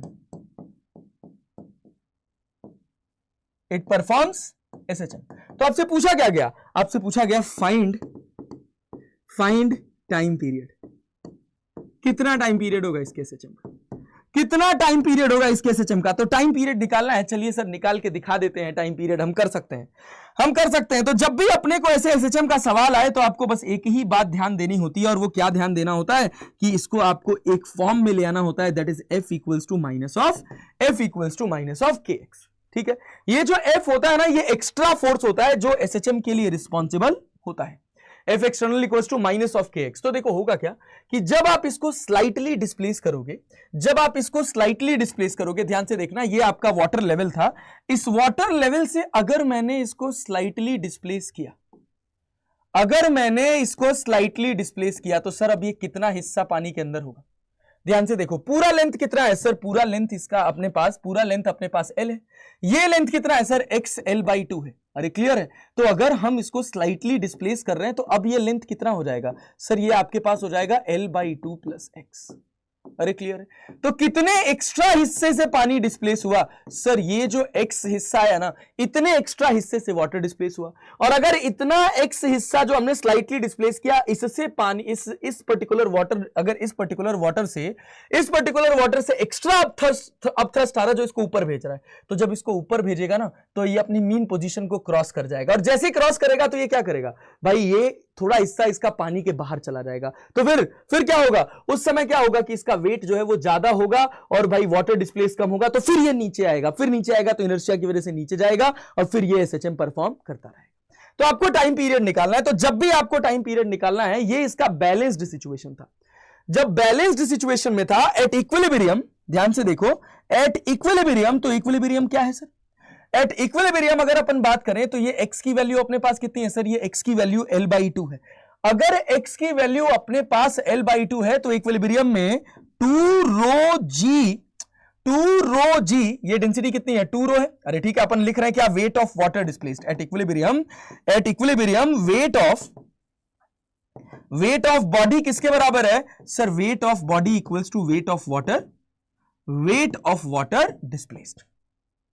wait of body equals to weight of water displaced. चलो भाई, तो भैया वेट ऑफ बॉडी कितना है, जब भी एसएचएम निकालने के लिए सबसे पहले ढूंढो इक्विलिब्रियम पोजीशन। धीरे धीरे करते करते जब आपकी पीएचडी हो जाएगी ना, तो आप इस तरह के क्वेश्चंस को ऐसे चुटकियों में निकाल ले जाओगे। और अभी मैं आपको करके दिखाऊंगा, एक ही लाइन में इसका आंसर आएगा। अरे क्लियर है। चलो देखो, तो वेट ऑफ बॉडी कितना है सर, वेट ऑफ बॉडी है ρg × a × l। अरे क्लियर है।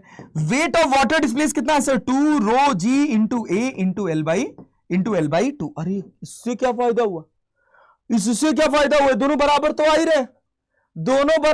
ही रहे, अरे क्लियर है यार, अरे क्लियर है भाई। चलो, जब तुम इसको स्लाइटली डिस्प्लेस किए तो इसके ऊपर फोर्स लगा, कितना फोर्स लगा, नेट फोर्स कितना लगा सर, हमने कितना डिस्प्लेस किया सर, हमने डिस्प्लेस किया इसको x एक्स्ट्रा। तो जो अपथ्रस्ट आया वो कितना आया सर, अपथ्रस्ट मेरे पास आ रहा है, या नेट फोर्स की अगर अपन बात करें, तो ये बराबर आया ρg a × L minus of 2ρg a × L/2 + x। क्या क्लैरिटी है, अरे क्या क्लैरिटी है। जब भी एसएचएम करते हैं तो नीचे वाले फोर्स को बड़ा मानते हैं और ऊपर वाले फोर्स को छोटा मानते हैं। मतलब जिधर डिस्प्लेसमेंट हो रहा है उधर वाले फोर्स को बड़ा मानोगे, ऑपोजिट उधर डिस्प्लेसमेंट वाले फोर्स को छोटा मानोगे। ठीक है, तो अब जब आप इसको सॉल्व करोगे तो कितना मिलेगा, ρg a × L minus 2ρg a × L/2, फिर उसके बाद माइनस 2ρg a × x। ओहो, ये आपके पास नेट फोर्स हो गया, ये कट गया, जीरो हो गया। तो नेट फोर्स अपने पास कितना आया sir, minus 2ρg a × x। अब जो एक इंटेलिजेंट बच्चा होता वो सोचता कि ये तो बैलेंस्ड सिचुएशन है ही, अगर इसको स्लाइटली डिस्प्लेस किया गया तो जो एक्स्ट्रा डेप्थ ये अंदर गया, इसी एक्स्ट्रा डेप्थ की वजह से ऊपर की तरफ एक एक्सटर्नल फोर्स आएगा। एक्स को अपन इधर डिस्प्लेस कर रहे हैं, एक्सटर्नल फोर्स ऊपर की तरफ आ रहा है। जितना एक्स्ट्रा फोर्स आ रहा है, क्या बेटा, जितना एक्स्ट्रा फोर्स आ रहा है उस एक्स्ट्रा फोर्स की वजह से ही एसएचएम आएगा। तो वो एक्स्ट्रा फोर्स कितना होगा सर, वो डायरेक्टली कैलकुलेट कर लेगा। वाटर डिस्प्लेस कितना है सर, 2ρg, वॉल्यूम कितना sir, a × x, extra volume. तो अब भाई, अब यहां से अगर अपने को टाइम पीरियड निकालना हो तो t = कितना हो जाता है सर, t = 2π√, बॉडी का मास कितना है, m/k हो जाता है बेटा, बॉडी का मास m है। और भाई साहब यहां पर अपने पास k की वैल्यू कितनी आ गई, 2ρg × a। अरे क्लियर है। तो t = कितना हो जाएगा, t = हो जाएगा 2π√, मास की जगह लिख सकते हैं डेंसिटी इंटू वॉल्यूम, तो ρa × L। अरे क्लियर है, ρa × L divided by 2ρg × a से a कट जाएगा, रो से रो कट जाएगा, टाइम पीरियड की वैल्यू आ जाएगी 2π√L/2g। ये देखिए, ये है आपके पास एक सुंदर, बेहतर, अच्छा क्वेश्चन। अगर आप इस क्वेश्चन को देखें तो पहला सवाल तो बहुत ही आसान था, दूसरा सवाल थोड़ा अच्छा हो गया जिस बच्चे को एसएचएम नहीं पढ़ा होगा। जो 11th क्लास का बच्चा होगा वो परेशान ना हो, जैसे ही वो एसएचएम कवर करेगा उसको ये सारी की सारी चीजें समझ आ जाएंगी। अपन संजीवनी को टारगेट कर रहे हैं 11th 12th ड्रॉपर सबके लिए, ठीक है, सबके लिए ये संजीवनी है। तो जैसे आप 11th क्लास में हो और आपके सामने एक नया क्वेश्चन आ जाता है जिसमें एसएचएम यूज हो रहा है और आपको वो पल्ले नहीं पड़ रहा, तो परेशान नहीं होना। क्यों? क्योंकि अपन एसएचएम तो पढ़े ही नहीं है। अभी यही सब सेम सवाल मैं एसएचएम में भी कराऊंगा, तो कोई दिक्कत वाली बात नहीं, ठीक है। चलो आ जाओ आगे बढ़ते हैं। अब देखो और थोड़े क्वेश्चंस और थोड़े बेसिक क्वेश्चंस। क्या सर? और थोड़े बेसिक क्वेश्चंस की अगर मान लो हम कह रहे हैं कि ये हमारे पास कंटेनर है, ठीक है भैया, इस कंटेनर के अंदर पानी भरा हुआ है, पानी भर दिया हमने, बहुत बढ़िया, very good sir, very good. इस पानी जो यहां भरा हुआ है इसकी डेंसिटी है 3 रो, ठीक है, बहुत अच्छा। और इसके ऊपर एक और पानी भरा हुआ है, इसकी डेंसिटी है आपके पास, इसकी डेंसिटी है आपके पास बेटा जी 2 रो, या रो कर दो, लो भाई, इसकी डेंसिटी रो कर दो। और इसके अंदर एक स्फेयर डुबा दो, इसके अंदर एक स्फेयर डुबा दो।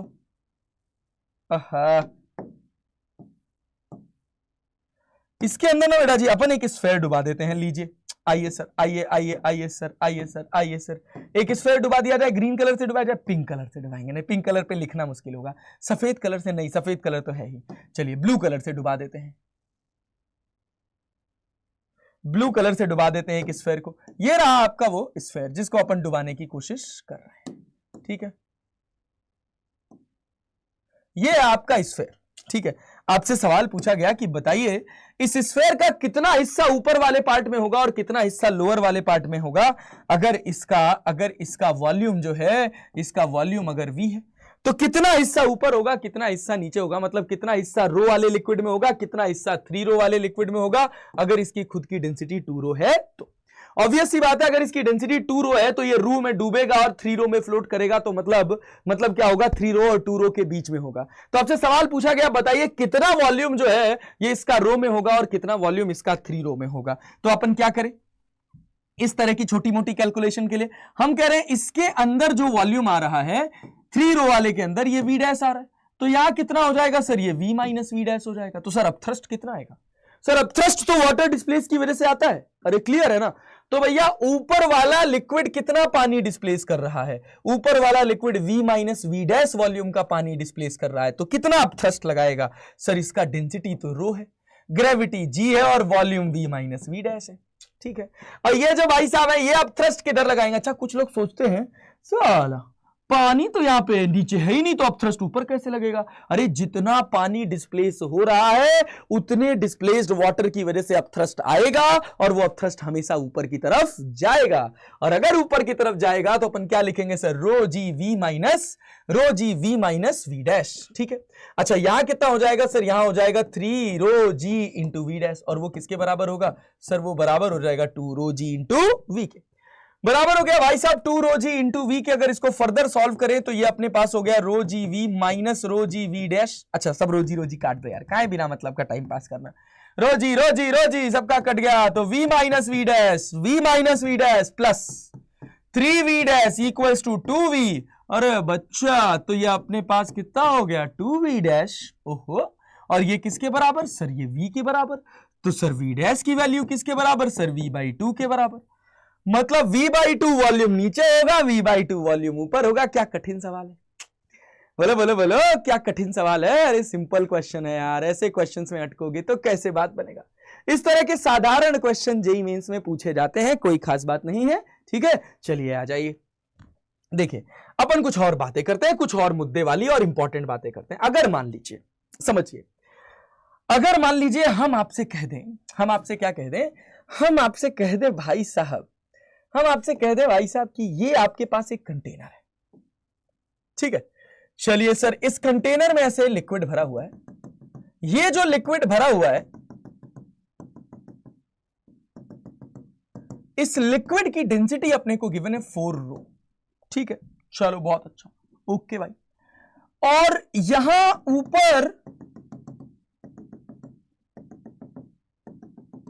ऊपर एक लिक्विड भरा हुआ है जिसकी डेंसिटी है आपके पास, 2 रो, ठीक है। ये 4 रो की जगह इसको 3 रो कर लेते हैं। ये डेंसिटी है अपने पास 3 रो, ठीक है।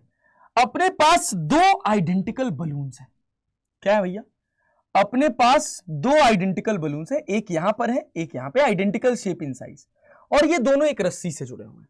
और अगर यहां पर है तो इसका क्या कारण हो सकता है? देखिए, हम आपसे कह रहे हैं कि ये इस स्थिति परिस्थिति में रुके हुए हैं। ये भाई साहब जो है, इनकी जो डेंसिटी है, ये आपके पास 4 रो है, ठीक है, और इनकी जो डेंसिटी है, इनकी डेंसिटी है अपने पास, मान लीजिए रो। आपसे सवाल पूछा गया कि अगर ये इक्विलिब्रियम में है तो इस समय बताइए टेंशन कितना होगा? वॉल्यूम इसका V है। रस्सी में आपको टेंशन कैलकुलेट करना है। आप रस्सी में टेंशन कैसे निकालेंगे? बताइए, रस्सी में टेंशन कैसे निकाला जाएगा? क्लियर है? दोनों आइडेंटिकल है, दोनों का वॉल्यूम V है, दोनों रेस्ट में है। इस स्थिति परिस्थिति में अगर रेस्ट में है तो बताइए रस्सी में टेंशन क्या होगा? ठीक है, आपसे पूछ सकता है कि बताइए ना रेस्ट में हो, आपको नहीं पता क्या है क्या नहीं है, ये 4 रो है, इसका भी वॉल्यूम कितना है सर? V है। आपसे कहा गया बताइए इस स्थिति परिस्थिति में इनका क्या एक्सेलरेशन होगा? ऑब्वियस सी बात है, 4 रो वाला जो है वो इसके अंदर डूबने की कोशिश करेगा। लेकिन मैं आपको अभी आसान वर्जन दे रहा हूं। अभी मैं आपसे क्वेश्चन पूछ रहा हूं कि बताइए इस समय रस्सी में टेंशन कितना होगा? तो सर रस्सी में अपन टेंशन कैसे निकालेंगे? सर रस्सी में टेंशन निकालने के लिए देखिए, अगर नीचे वाले बलून की बात करें तो इसके ऊपर नीचे फोर्स कितना लग रहा है? सर नीचे फोर्स लग रहा है 4 रो जीवी। ऊपर कितना लग रहा है? ऊपर लग रहा है 3 रो जीवी, और एक टेंशन लग रहा है T। अरे क्लियर हो गया? देख रहे हो भाई? और यहां पे क्या है? यहां पे क्या है सर? यहां पर आपका नीचे लग रहा है कितना? रो जीवी। ऊपर कितना लग रहा है? ऊपर लग रहा है 2 रो जीवी। मतलब नीचे कितना टेंशन चाहिए? अरे क्लियर है क्या? अरे क्लियर है क्या भाई साहब? रस्सी में कितना टेंशन का रिक्वायरमेंट है? सर रस्सी में टेंशन का रिक्वायरमेंट है रो जीवी का, यहां भी रिक्वायरमेंट है रो जीवी का। तो रस्सी में टेंशन कितना होगा? सर रस्सी में टेंशन आ जाएगा रो जीवी। क्या इस तरह के सवाल से परेशान हो जाएंगे? क्या इस तरह के सस्ते क्वेश्चन नहीं निकाल लेंगे? अरे भैया सब बैलेंस हो जा रहा है। कई बार ऐसा होगा कि ये बैलेंस नहीं होगा। जब बैलेंस नहीं होगा तो आपको क्या करना पड़ेगा? तब ये एक्सेलरेटेड मोशन में होगा। हो सकता है ऊपर जाए, हो सकता है नीचे जाए। अगर हम यही रख के छोड़ दें तो हो सकता है ये ऊपर जाए। अरे क्लियर है? या हो सकता है कि ये नीचे जाए, हमको नहीं पता। अगर मान लो यही 5 रो जीवी हो जाता, अगर यही मैं यहां पर क्या कह देता, यहां पे 3 रो है, इसको 5 रो कह देता, ये अपने पास कितना हो जाता? 5 रो जीवी हो जाता। यहां पर रस्सी में टेंशन T, ऊपर 3 रो जीवी। अच्छा भाई साहब, यहां पे ऊपर कितना? 2 रो जीवी, यहां पर कितना? रो जीवी। रिक्वायरमेंट कितने की हो जाती? सर रिक्वायरमेंट कितने की हो जाती? सर रिक्वायरमेंट 2 रो जीवी की हो जाती है। अरे भाई यहां पर तो भाई 2 रो जीवी, इसमें कोई बदलाव नहीं हुआ। यहां तो टेंशन रो जीवी ही चाहिए, लेकिन यहां पर टेंशन कितना चाहिए सर? 2 रो जीवी चाहिए। मतलब एक्सेलरेटेड मोशन होगा, और अगर एक्सेलरेटेड मोशन होगा तो एक्सेलरेशन निकालने के लिए फिर तो वही न्यूटन्स लॉज ऑफ मोशन हो गया यार। फिर तो ये बेसिक बात हो गई यार, फिर तो ये कुछ नहीं रहा। अपन इक्वेशन बनाएंगे, सॉल्व करेंगे। बेसिक मुद्दा ये है कि आपके सारे कॉन्सेप्ट क्लियर होने चाहिए। क्लियर कॉन्सेप्ट रहेगा तो सवाल नया हो पुराना हो, किसी भी तरह का क्वेश्चन हो, आप उसको आसानी से सॉल्व कर पाएंगे। चले कहानी को और आगे बढ़ाया जाए सर। चलिए सर, बहुत बढ़िया। अगला क्वेश्चन है भाई साहब हमारा, consider a solid sphere of radius r and mass density rho R as rho R equals to कितना दे रखा है? रो आर इक्वल्स टू दे रखा है सर रो नॉट 1 माइनस, ये आपका R square upon R square नहीं है, ये आपका small R square upon capital R square है, क्योंकि आर की वैल्यू 0 से आर के बीच में है। तो ये R square upon capital R square है। आपसे पूछ रहा है the minimum density of a liquid in which it will float. वो क्या मिनिमम डेंसिटी होगी जिस पर आपका जो लिक्विड है वो पानी के अंदर, सॉरी आपका जो ऑब्जेक्ट है वो पानी के अंदर फ्लोट करने लग जाएगा, उस लिक्विड के अंदर फ्लोट करने लग जाएगा। उस लिक्विड की मिनिमम डेंसिटी क्या है? ठीक है, तो सर अगर हम चाहते हैं कि मिनिमम डेंसिटी ऑफ लिक्विड निकालें, मैक्सिमम डेंसिटी तो कुछ भी हो सकती है, मिनिमम डेंसिटी का मतलब यह है कि जो डेंसिटी है मास का, अरे बात समझ आ रही है, जो मास की, जो पूरी बॉडी का जो टोटल डेंसिटी निकल के आ रहा है या टोटल मास निकल के आ रहा है, बेसिक कोर पर पहुंचे, बॉडी का जो मास है उससे जो वेट लगेगा, उसका जो अपना वेट एयर में होगा, अगर वो कंप्लीटली सबमर्ज होने के बाद उतना ही अपथ्रस्ट ऊपर की तरफ फील करने लग जाए तो वो पानी के अंदर फ्लोट करने लग जाएगी। तो सबसे पहला सवाल ये होता है कि सर इसका वेट कितना होगा। तो सर अगर अपन स्फीयर की बात करें तो अपने पास सवाल निकल कर आएगा कि ठीक है भैया स्फीयर की बात कर रहे हो तो पहले तो इस स्फीयर का टोटल वेट निकालो। वेट निकालने का मतलब है आप मास कैलकुलेट कर लो, जी से मल्टीप्लाई कर दो, अपने आप आ जाएगा। रेडियस इसका कैपिटल आर है और डेंसिटी वेरिएबल है, तो अपन क्या करेंगे सर आर पे जाके एक स्मॉल एलिमेंट कंसीडर कर लेंगे। कितनी थिकनेस का सर? डी आर थिकनेस का। ले भाई, तो डीएम इक्वल्स टू कितना हो जाएगा sir? DM equals to rho into DV हो जाएगा। रो की वैल्यू कितनी है sir? Rho naught 1 minus R square upon R square DV कितना हो जाएगा सर? इसमें तो कोई कष्ट नहीं है, अपन बहुत सारे ऐसे एलिमेंट मान के सॉल्व कर चुके हैं। 4 pi r square into d r हो जाएगा। डीएम को अगर आप इंटीग्रेट कर दोगे 0 से लेकर कैपिटल एम तक, इसको 0 से लेकर कैपिटल आर तक, तो डीएम आपका एम हो जाएगा। ये आपका रो नॉट 4 पाई बाहर आ जाएगा। रो नॉट 4 पाई आपका बाहर आ जाएगा। और अगर अपन इसको सॉल्व करें तो भाई आर को अंदर मल्टीप्लाई कराएं, ये आर स्क्वायर, ये आर की power 4 upon R square into आपके पास कितना हो जाएगा? ये आपके पास हो जाएगा बेटा जी डी आर। अब जब अपन इसको इंटीग्रेट करेंगे तो एम मास कितना मिल जाएगा सर? ये मिल जाएगा rho naught 4 pi r square d r कर रहे हैं, तो इसका क्या मतलब है? इसका मतलब है आर की पावर 3/3, और ये अपने पास कितना हो जाएगा? आर की पावर 5/5 आर स्क्वायर। लो भाई साहब, अब यहां पर 0 से लेकर r तक की लिमिट रखनी है। जब आप ये लिमिट रख के सॉल्व करोगे तो आपको क्या मिलेगा सर? तो आपको m इक्वल्स टू मिल जाएगा, आपको m इक्वल्स टू मिल जाएगा रो नॉट 4 पाई r की पावर 3/3 माइनस r की पावर 3/5। ठीक है, अब यहां से जब अपन सॉल्व करेंगे तो m इक्वल्स टू कितना हो जाएगा सर? ये हो जाएगा रो इंटू 4 पाई, और यहां पर 5 में से 3 जाएगा तो 2r क्यूब डिवाइडेड बाई 15।